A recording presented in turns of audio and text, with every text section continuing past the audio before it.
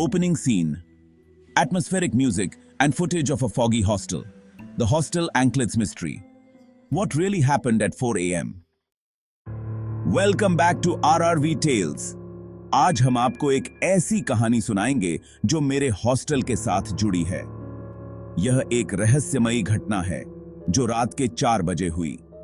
मैं भी एक हॉस्टल का छात्र था। हमारे हॉस्टल में फोन, लैपटॉप जैसी गैजेट्स ले जाने की अनुमति नहीं थी, लेकिन अलार्म घड़ी रखने की अनुमति थी। नए बिल्डिंग में शिफ्ट होने के बाद हॉस्टल के साथ कई अजीब कहानियां जुड़ी थीं, जैसे कि एक कर्मचारी की मृत्यु हो गई थी और एक पुराना कब्रिस्तान भी था। आप समझ ही गए होंगे कि हॉस्टल में हॉरर की कहानियां चलती रहती हैं कि गई।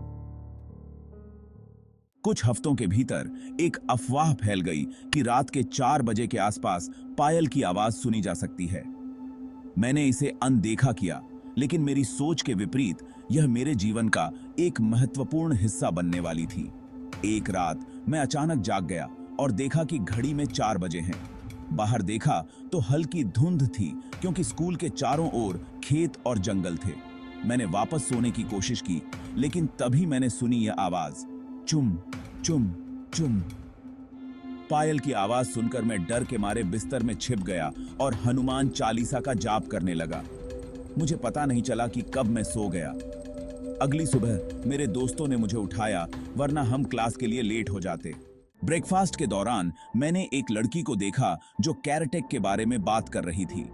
वह लड़की बहुत ही आउटस्पोक थी, जिसे सभी जानते थे। मैंने उससे पूछा कि क्या हुआ था, और जो उसने बताया उसने मुझे चौंका दिया।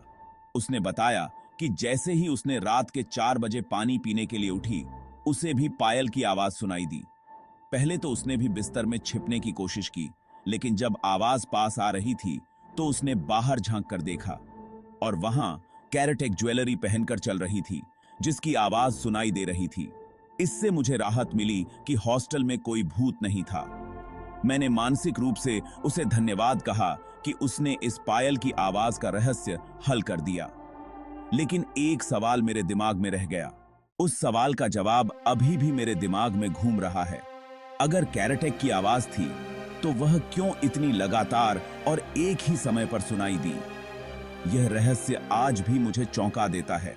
अगर आपको यह कहानी पसंद आई हो तो कृपया सब्सक्राइब और लाइक करें। आपकी टिप्पणियों का हमें इंतजार रहेगा। धन्यवाद और अगले वीडियो में मिलते हैं। धन्यवाद और अगले वीडियो के लिए जुड़े रहें।